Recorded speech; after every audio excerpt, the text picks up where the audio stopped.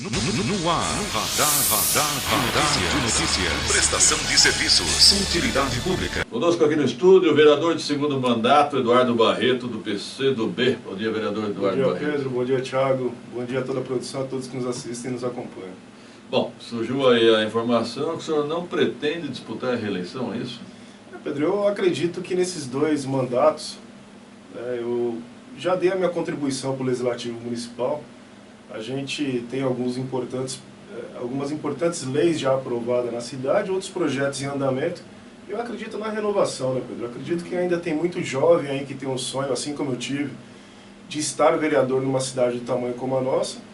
E a renovação é natural e a gente prefere dar o lugar e tentar desafios maiores para que a gente possa contribuir em outras instâncias e outros poderes. Isso significa uma possível candidatura à prefeitura? Pedro, nós sabemos as dificuldades que é ser candidato numa cidade como a nossa. Uma grande cidade que não tem televisão própria, aberta para o público, onde nós temos algumas características próprias, bem peculiares de se fazer política. Mas existe aí um convite, eu estou pensando, conversando com a minha família, porque não é uma decisão fácil, é uma decisão bastante difícil, mas existe a possibilidade sim, existe a possibilidade de a gente enfrentar esse desafio e, quem sabe, aí contribuir com o crescimento da nossa cidade que a gente tanto sonha, né, Pedro? Agora, o seu partido, o PCdoB, está com uma imagem meio negativa na população hoje, né? Como é que o senhor pretende? Sim, Pedro, inclusive com até algumas posições contrárias àquilo que eu acredito, àquilo que eu sigo. Você que sempre acompanha as sessões ali, a testemunha com alguns posicionamentos que eu tenho, vai de encontro àquilo que o nosso partido prega, e isso causa naturalmente algum desgaste quanto ali a questão de vida partidária. Acredito que com esses convites que estão acontecendo, possa acontecer aí uma aproximação de um outro partido, porque dependendo da vida política do político, né, conforme ele vai galgando novos degraus, ele tem que ser a imagem do partido. E às vezes isso pode causar alguma dificuldade para mim. Vereador, o que você avalia dessa questão da saúde que aconteceu agora, essas denúncias, né, a questão do pessoal? Você acredita que realmente é só os gerentes que tem que ser punido ou tem que haver uma renovação ali? Bom, Thiago, é claro que o gerente ele é responsável por tudo aquilo que acontece na unidade. Ele é os olhos do Poder Executivo ali na unidade. Mas eu acredito que deve haver, sim, uma punição para os médicos. Eu acho que o Pedro lembra, no último mandato, que eu fiz até uma denúncia ao Conselho Regional de Medicina, justamente porque aconteciam várias denúncias como essa também na UPA São João à época. Então não é uma particularidade apenas da cidade de Guarulhos. Infelizmente a gente sabe que acontece isso Brasil afora. Não reflete a categoria, porque nós sabemos da abnegação que é o profissional médico. Só que existem alguns indivíduos que sim, que tem essa prática e não é fácil de pegar. Não é fácil, Pedro. Tem que ter uma investigação, tem que ter ali uma campana, porque você chega até a unidade, você pergunta para o gerente, cadê o médico? A gerente simplesmente fala para você que o médico não se sentiu bem e foi embora. Que depois ele vai trazer um atestado. E aí, como é que você vai contradizer aquilo?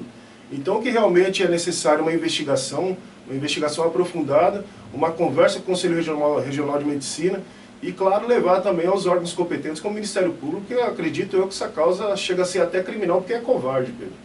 É covarde. Você disponibiliza boa parte do orçamento de uma cidade, de um estado, de um país como o nosso, e aí você tem uma prática como essa, é covardia com a população. Chega quase a uma missão de socorro, né? Sim. Agora, vereador, o senhor acha que a Câmara Municipal vai investigar, pretende investigar? A sessão volta quinta-feira agora, né? A sessão volta quinta-feira, Pedro. Eu estou de licença para tratar de assuntos pessoais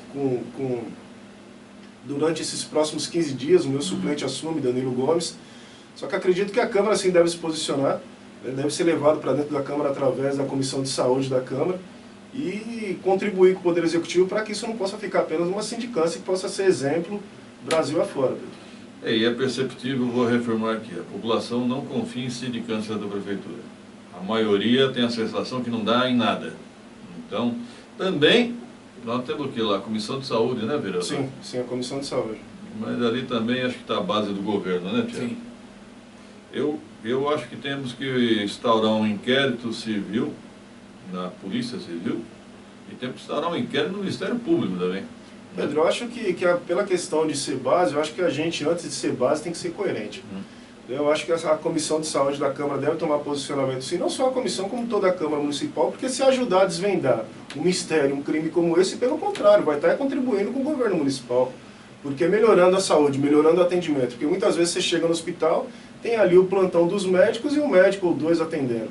Então, se a gente consegue discutir esse assunto e encontrar uma solução, acho que contribui para o governo municipal. Então, pela questão de ser base, eu acho que a coerência faz com que ajude. Verdade. Agora, eu conheço muito bem a Câmara Municipal. Eu acho que não haverá sessão quinta-feira, vereador. Não vão dar palanque para a oposição. É possível, é possível. Existem algumas manobras regimentais que, inclusive algumas eu sou até contrário, Pedro, mas é possível que não exista sessão. Não vão querer dar palanque para a oposição. Vereador, falando nisso, já que o senhor pretende ou pensa em ser um possível candidato a prefeito, como é que o senhor avalia o governo Guti? Pedro, o governo Guti pegou a cidade com os grandes desafios, com dívidas, com essa questão do SAI, que eu ajudei, acho que você lembra que eu participei dessa discussão, porque foram destacados ali alguns vereadores. Eu ajudei nessa discussão porque nós tínhamos a preocupação, sabíamos que o SAI não tinha mais condições de investir na nossa cidade, de ampliar o atendimento ao munícipe guarulhense, e nós nos preocupamos também com a questão dos trabalhadores, dos profissionais ali que estavam naquela discussão para que pudessem ter todas as suas garantias. Então, eu fui um dos vereadores que levou essa discussão para dentro da casa. Falavam ali que era um momento político, um momento eleitoral, devido à proximidade da eleição do governador, e que à época era o governador Márcio França. E eu disse que não, aquele era o melhor momento para que a gente pudesse discutir essa questão do SAI, porque a Sabesp, logicamente, tem mais condições de investimento, tem mais condições de melhorar, assim como vem melhorando essa questão do fornecimento de água aqui na nossa cidade. Tem essa questão do saneamento básico, que Guarulhos não pode ficar da maneira que está. Eu acho que essa questão, junto com a SAGUA e junto com a Sabesp, tem que ser discutida. Acho que o poder legislativo da cidade de Guarulhos tem que participar efetivamente disso, para que a gente possa sair aí dessa lanterninha do saneamento básico, porque Guarulhos, a principal cidade da Grande São Paulo, fazendo frente ali à cidade de São Paulo, não pode ter essa característica, não pode ser reconhecido como um desmando como esse. Não só culpa do governo atual, mas também culpa dos governos passados, claro. Agora, os desafios que o poder executivo da nossa cidade enfrenta, Pedro, eu acho que alguns são discutidos ali na Câmara, como, por exemplo, questão de coerência, que aqui eu falei, que eu procuro sempre ter.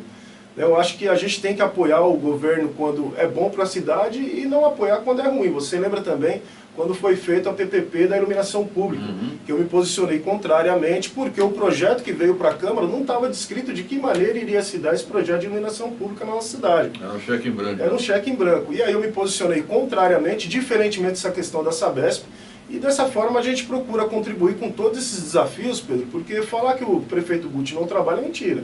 É trabalhador, sempre está ali de manhã cedo na rua.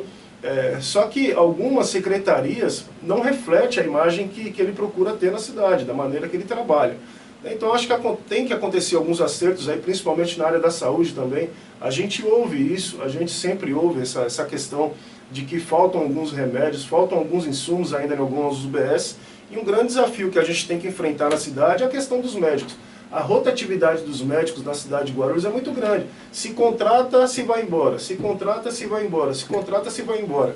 E aí a gente fica aí com algumas UBS nos rincões da nossa cidade sem médico, que é destacado ali nas áreas, nas áreas dos bairros. Isso dificulta bastante. Aliás, estava pensando, o prefeito Guti afastou ontem os médicos, citados. Sim. E aí, quem está atendendo lá hoje no ambulatório da criança? Porque médico não é que nem um office boy, que um motorista, você repõe serviços, rápido. Porteiro, enfim, Não é rápido. Sim. Como é que ele substituiu esses médicos? Se é que substituiu. E muitas pessoas, às vezes, vai lá procurar atendimento e não sabem dessa decisão que foi tomada porque a informação não chega a todo guarulhense. Sim. Então, fala, Tiago. Você falou, Eduardo, sobre renovação. Existe um nome, que é inclusive da sua assessoria, o Léo Domingos, que é um ativista cultural e tudo mais. Você acha que ele é um bom nome para vir com um possível contribuinte para o Legislativo? Seu herdeiro político? Eu ainda não tenho ninguém que eu vá colocar a mão na cabeça. Acho que as pessoas têm que trilhar o seu caminho naturalmente.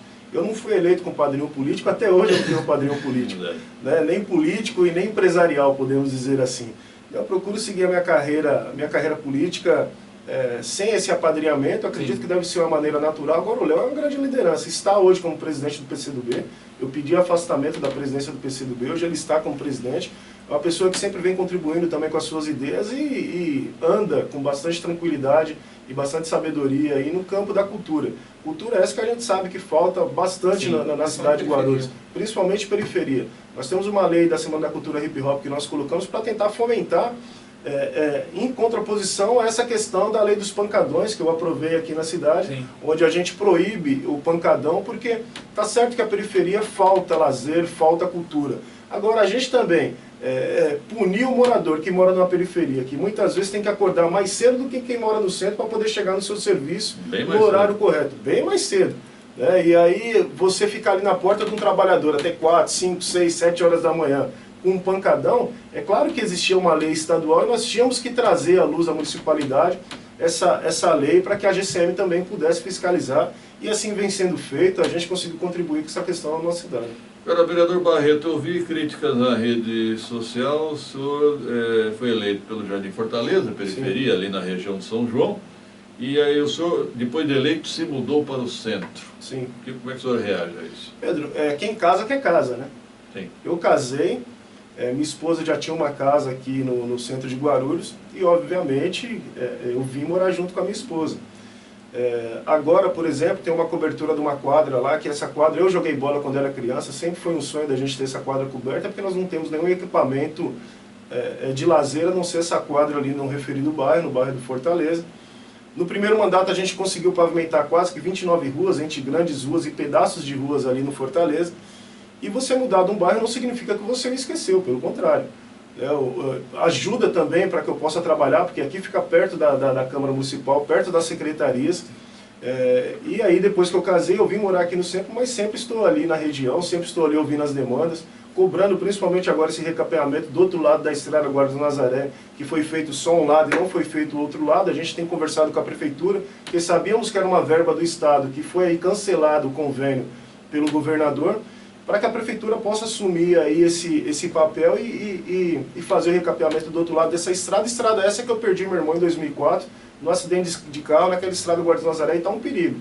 Então, a gente está atento aos problemas da região, e não é só porque a gente está morando aqui agora que vai deixar de lado os problemas da cidade, principalmente da periferia, de onde eu sou oriundo, né, Pedro? Então, é interessante falar também que em todo esse processo, apesar da gente ter uma visão que Guarulhos, pelo tamanho que tem que ter uma preocupação, por exemplo, de renda, pelo emprego, tem que gerar emprego na nossa cidade. Nós perdemos agora 2.800 mil empregos aí da indústria. Então, Guarulhos, com essa característica que tem, de logística que tem, né, Pedro, próximo aqui do grande consumidor, que é a cidade de São Paulo. Então, Guarulhos tem que explorar essa característica, tem que ter incentivo fiscal, porque falando de periferia só existe se tiver emprego. Se tiver emprego, a gente consegue fomentar a economia dali, a economia local, consegue gerar empregos indiretos. Então, com esse olhar de periférico, Pedro, que a gente tem, que desde o crescimento da cidade, a gente tem que colocar em discussão, até mesmo, Pedro, daquele morador ali que mora numa rua de terra, onde a gente tem um projeto de 50% de IPTU, para ser discutido agora na Câmara, que tem que colocar uma sacolinha no pé ali, Pedro, para passar numa rua de terra, vai pegar o ônibus, e aí dentro do ônibus ele tirar a sacolinha para chegar no centro com tênis limpo. Desde aquele morador que pede ali uma iluminação na porta da sua casa, porque sai 4, 5 horas da manhã e não consegue enxergar um palmo diante do nariz. Então a gente tem essa sensibilidade, Pedro. Morando no centro, morando na periferia, a gente jamais vai deixar de perder essa sensibilidade, então por isso que a gente acredita que pode contribuir no processo. Ok. Já definiu algum partido novo, vereador? Ainda não, Pedro, ainda não. Existem algumas conversas, a gente tem um tempo ainda para que possa ser definido. Até abril, né? E aí pedir a Deus sabedoria para que a gente possa aí tomar a melhor decisão. Candidato a vereador não será? Não serei mais candidato a vereador, como eu disse, acredito na renovação. Eu acho que a Câmara tem que ser renovada. Isso está definido, então? Definido. Tá, ok. Obrigado, vereador Barreto. Obrigado, Pedro. Obrigado, Thiago, a todos da produção. Guarulhenses, estão todos um bom dia. Até uma próxima oportunidade. Obrigado. 7h33, vamos ao rápido intervalo. O alemão já está pelos bastidores? Vamos lá, 7h33, um rápido intervalo.